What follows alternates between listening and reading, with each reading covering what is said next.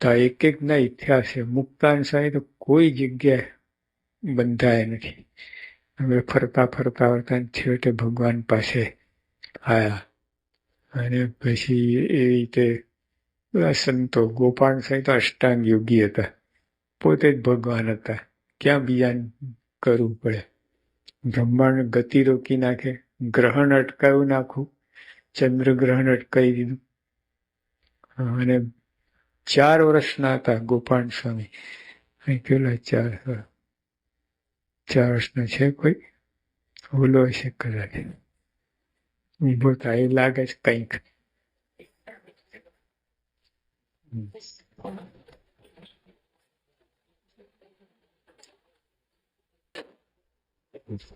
જો ગોપાલ સ્વામી આટલા હતા, ગોપાળાન સ્વામી આટલા નાના હતા.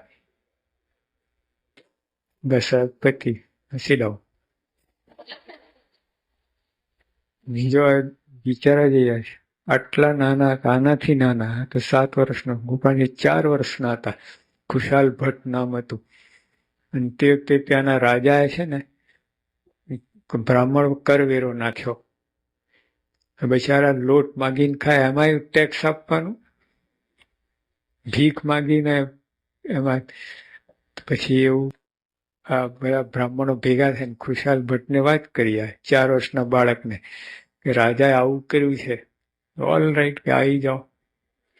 નદી કિનારે જઈને સમાધિ લગાવી અને બધા ઝાડા પેશાબ બંધ, હલવાય બધા આમ બધું. પછી બધા કહેવા કેમ આમ થયું? રાજા રાણી દીવાન ને બધાનું બધું આમ પેટમાં ગુરુર ગુરુર થાય, વાદરા ગરજે ને બધું ધમાલ થવા લાગી બધી. ત્યાં તો પછી બધાને ખબર પડી બે ખુશાલ ભટ્ટ સમર્થ છે, એનું કઈ દ્રોહ કઈ થયું લાગે છે. આયા રાજા રાણી બધાને માફી માગી. ગોપાલ ખુશાલ ભટ્ટ ના કે એમ નહીં, માફી ના ચાલે, પતરાના તાંબાના પતરા ઉપર લેખ કરી આપો, આજથી ટેક્સ કોઈ દિવસ બ્રાહ્મણ ઉપર લાગશે જ નહીં. એ બધું લખી આપ્યું. પછી કઈ જાઓ તમે બધા તૈયાર રહેજો, અહીંથી છોડું છું.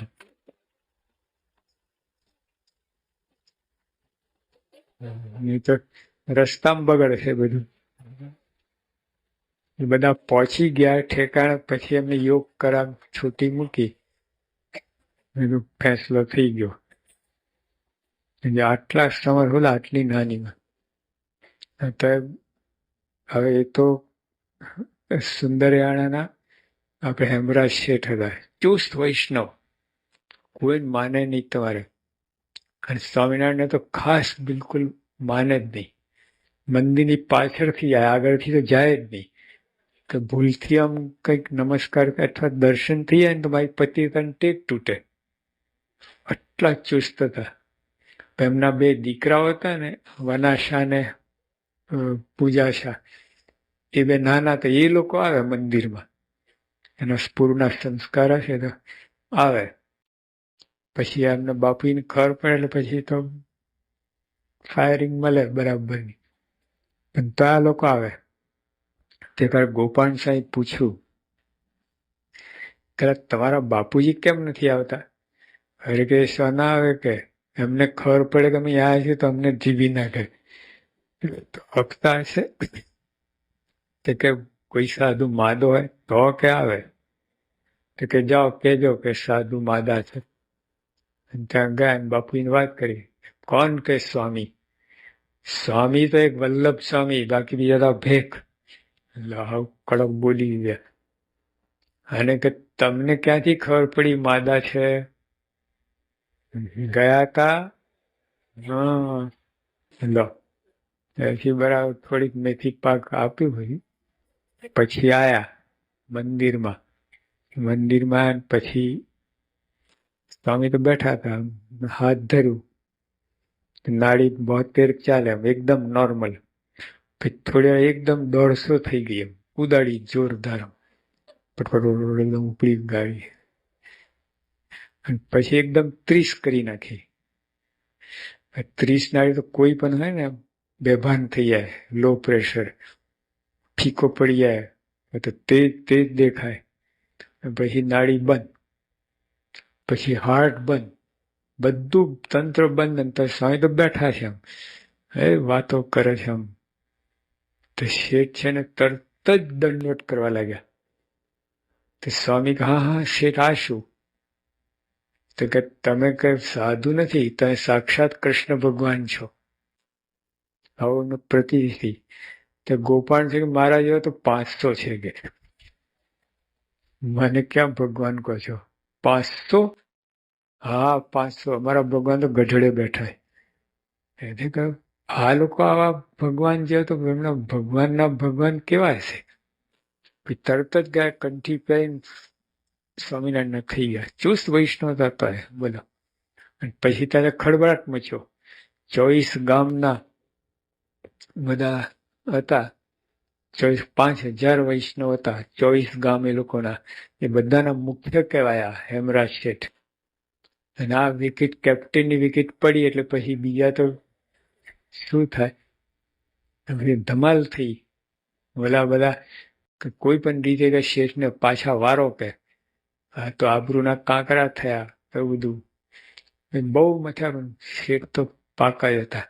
પછી દિવાળી આવી ને તો 12 ટોપલા પ્રસાદ મોકલ્યા શેઠને, હેમરાજ શેઠને. એમને કહ્યું કે 1200 ટોપલા મોકલો ને તો આ પાછો આવશે નહીં કે. તો ગોપાલ જઈ સામર્થ્ય બતાવો તો આવું પાછો, બાકી ના આવું. ત્યાંથી બતાવે. પછી તો બધું વાત બંધ થઈ ગઈ. પછી તો ધામમાં જવાની તૈયારી. બંને દીકરાને બોલાયા, કહ્યું દીકરાઓ સત્સંગ માથા સાથે રાખજો. અરે કે બાપુજી તમે મારતા હતા તો રાખતા હતા, હવે તો છોડી, હવે તો વાત છે નહીં કે. લો પછી તો બરાબર છે. બાપુજી ધામમાં ગયા. પછી 12મું 13મું કરે ને એટલે બધા વૈષ્ણવને બોલાયા. બધા આયા ખરા, પણ પછી અમે ના જમીએ કે. લો પહેલા ના કહ્યું. તો કે શું કરું જમો? તો કંઠી તોડી નાખો સ્વામિનારાયણની તો જમીએ. કે કંઠી ના તૂટે, માથું તૂટે. તો કે એમ કરો, અમે તમને ઓરડામાં પૂરી રાખીએ, અમે જમીએ ત્યાં સુધી, પછી તમને બહાર કાઢીએ. કે ના, કે અમારે પંક્તિમાં ધૂન બોલાવી છે, ઓરડામાં છે ને પૂરો. પેલા છે ને આપણે લાઈન નીચે બેસતી પરાઠી વાળી, વચ્ચે એક જણ પીરસે ને, ત્યાં પીરસાઈ રહે ત્યાં સુધી વચ્ચે ધૂન બોલાવતા. તમારે તો ધૂન બોલાવી છે, તમે હું હાની ઓરડામાં પૂરો. તો કે એમ કહો, કંઠી થોડી વાર કાઢીને બાજુ મૂકો, અમે જમી લઈએ પછી પહેરી લેજો. કાંઈ ના બને. બરાબર જતા રહ્યા, કોઈ જમ્યા નહીં, કાંઈ નહીં. પછી આ લોકોએ ભગવાનની વાત કરી ગઢડે, આવું થયું છે, કેમ કરશું? મારે કે અમે અક્ષરધામની જાન લઈને આવીએ છીએ, આપણે તૈયાર. આ 5 દિવસ બધા જમ્યા કર્યા, કથા વાર્તા ધામ ધૂમ બધું મજા થઈ ગઈ. તો કહેવાનું કે જો, અને 8 પેઢી સુધી એ લોકો નાત બાર રહ્યા. એમના કેટલાય દીકરા દીકરી પરણ્યા વગર ના રહ્યા, પણ સત્સંગ છોડ્યો નહીં. 8મી પેઢી અમે બાપાલાલ વૈદ હતા, અમદાવાદના પ્રખર વૈદ હતા. એમના અખંડાનમાં લેખે બડા ઘણા આવતા વૈદક ઉપર. એ 8મી પેઢી હતી. બોલો, સત્સંગ શિર સાથે રાખ્યો એ લોકો. તો આવા કેટલાય બધા ભગવાનના વખતમાં કેટલાય નાદ બાર મુકાયા, હજારો હરિભક્તો. ખૂબ ત્રાસ આપ્યો, ખૂબ બધું, પણ કોઈ મચક મૂકી નથી. તો જો ભગવાન હતા તો આ બધું થયું. કોઈ પરચા આપ્યા હોય એવું કંઈ બન્યું જ નથી. આવું કંઈ કોઈ એવું કંઈ તાલ થયો જ નથી. પોતાનો પ્રભાવ, પોતાનું વ્યક્તિત્વ, પોતાનું જ્ઞાન, સ્થિતિ, રહેણી કહેણી, એમાંથી જ ભગવાન પણ સાબિત કર્યું એમને. આકાશમાં ઉડ્યા નથી, પાણી પર ચાલ્યા નથી, અગ્નિમાં પ્રવેશ કર્યો નથી, એવું કાંઈ કર્યું નથી. જતી લોટરીએ નંબર આપ્યા નથી કોઈને. ત્યારે લોકો આવા સાધુ શોધે છે. અહીંયા કેટલા બેઠા છે, લોટરી નંબર આપી દે તો સારું પડે. નહીં તો યોગી આપે શું કહેતા, લોટરી ખુલવાની નસીબમાં છે ને તોય નહીં ખુલે અહીંયા. હા, તો નસીબમાં હશે તો કંઠી કાઢી નાખશો ને તો ખુલશે, બાકી નહીં ખુલે. કંઠી પહેરશે ને લોટરી નસીબમાં તોય નહીં ખુલે. યોગી બાબુ કહેતા. એટલે બધું ખોટા રસ્તા બધા, બધું તમને રવાડે ચડાવવાની વાત છે. સત્સંગ માર્ગ આખો જુદો છે. પરચા પરચે તો કાંઈ નહીં. જ્ઞાન થાય, નિર્વાસનિક થવાય, જગતમાં પ્રીતિ તૂટે, ભગવાનમાં પ્રીતિ થાય, એવો સત્સંગ છે. બરોબર, કચરપટ્ટી કહેવાય બધું આ પરચા પરચી આ ને તે ને બધું તો દેહને લગતું છે. એમાં શું પરચા પડશે? અંતર પ્રકાશ થાય એ સત્સંગ. અને અજ્ઞાન દૂર થાય, આપણે આત્માનું આપણે કોણ છીએ જ્ઞાન થાય, પછી આપણે આ જગતનું સ્વરૂપ ઓળખાય, ભગવાનનું સ્વરૂપ ઓળખાય, અને ભેદ પડે ને પછી જગતમાં ઉખડીને ભગવાન જોડાય. એ બધું છે, એ સત્સંગ કહેવાય. એટલે આપણને એવો સત્સંગ મળ્યો છે, એવા ભગવાન, એવા સંત મળ્યા છે. એટલે આપણે કોઈ વાતે કાચું રહેવું નથી. કરોડો જન્મનો ફેસલો થઈ ગયો છે આપણે. હવે તો આપણે મૂર્ખાઈ ના થઈ જાય, કઈ ઇધર તે ઘૂસી ના જઈએ, એ જોવાનું. હા, એક યોગી આપણે વાત દ્રષ્ટાંત આપતા કે ખેડૂત હતો ને, ખેડતા એને પેલું હળ ભટકાવું, જે જોયું તે સોનાનો ઘડો નીકળ્યો જમીનમાંથી, કોઈ દાટ્યું હશે. પછી તો એની અંદર બધા જણસ ને બધું હતું. હવે એનામાં ધૂળ બહુ સખત ચોટેલી, કાળી માટી હતી ને, એટલે ધોવા ગયા એ તો વેણ પાણી જોર છટકી ગયું, ઘડો જતો રહ્યો. તમે પાણી અંદર તમે સ્પીડમાં દોડી ચાલી ના શકો, બહાર જેટલું હોય, અને ઘડો તો ઉપડ્યો તમારો. પછી આ તો જો હવે હાથમાં નહીં આવે, બાજુમાં આવીને બેસી ગયો, રડવા લાગ્યા અને બોલા રાખે, ધોતા ગઈ ભાઈ, ધોતા ગઈ, ધોતા ગઈ ભાઈ, ધોતા ગઈ. તે ક્યાં ઉલ્લુ કે બચ્ચે ક્યાં બકતે હો, શું આ માંડ્યું છે? તે આવું થયું, ઓલે ગાંડ એવું થયું. સિદ્ધ મેલી ભાઈ, સિદ્ધ મેલી, સિદ્ધ મેલી ભાઈ, સિદ્ધ મેલી. એ આમ લવરી કરવા લાગ્યો. ત્રીજા ભાઈ આયા તો કે ક્યાં ચલ રહા હે સબ, સર્કસ ક્યાં હે સબ? કે આવું થયું. એ ગાંડો થઈ ગયો. એ કે બે મૂરખ ભાઈ, બે મૂરખ, બે મૂરખ ભાઈ, બે મૂરખ.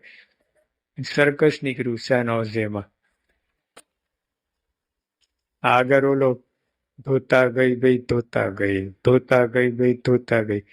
પાછળ બીજો આવ્યો કે સિદ્ધ મેલી ભાઈ, સિદ્ધ મેલી. ત્રીજો આવ્યો કે બે મૂરખ ભાઈ, બે મૂરખ. યોગી દ્રષ્ટાંત આપીને કહેતા આપણને સત્સંગ મળ્યો છે. હા, ધોતા ગઈ ધોતા ના થઈ જોવાનું છે. હા, ત્યાં સગાવાલા આવશે ને કહેશે ત્યાં ક્યાં ઘૂસી ગયો, નીકર, બધું બગાડી નાખશે. આમ એક ભાઈ છે ને, અમને કંઠી પાછી અપાયા હતા કે મારા ત્યાં કંઠી પાછી લો. મેં કીધું કેમ?